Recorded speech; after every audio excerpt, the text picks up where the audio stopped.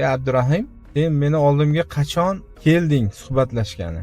Qachon kelib men bilan 4 soat gaplashding? Ana mahalladagi Jamil bor o'rtakash. O'sha aytishi bo'yicha sen meni oldimga kelib 4 soat suhbatlashibsan men bilan. Bunaqa narsa bo'lmagan edi-yu, qaydan topib gapiryapti u? Nimaga tuhmat qilishyapsan odamga? Sen 2 marta telefon qilding, bir yarim soat gaplashdik. Qanaqasiga 4 soat bo'ladi? Bu birinchi senlarda tuhmatlaringga javob bu. Ikkinchidan, o'zingcha Abdulloh Zufarni darslarini tashading, mana uni eshit deb. Mana shuni eshitsang hidoyat topasan deb o'zingcha tashading. Men ochib ham ko'rganim yo'q. Chunki Abdulloh Zufarni darslariga muhtojligim yo'q meni.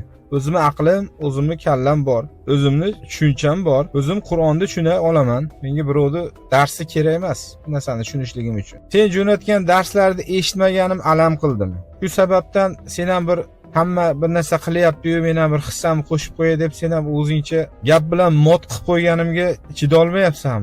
O'sha kuni aytding o'zingcha. Olimlar mana shu hadis orqali, Qur'onni yorishtirish orqali 30 yillab umrini sarflagan haligi g'or sohiblariga, g'or egalarini 5-chisi itmidi, 6-chisi itmidi deb umrlarini sarflagan deding.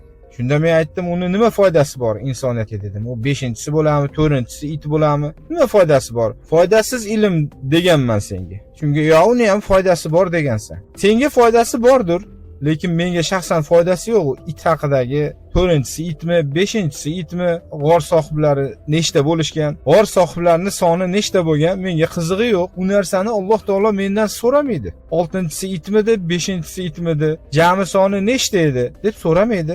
Lekin sen aytayotgan ahmoq olimlar umrlarini sarflagan shu bitta oyatni yorishtiraman deb. Nima keragi bor? Nima foydasi bor insoniyatga uni? Itidi yoki itmasidi, 4-chisi yo 5-chisi itidi deyishlikni bilimini nima keragi bor?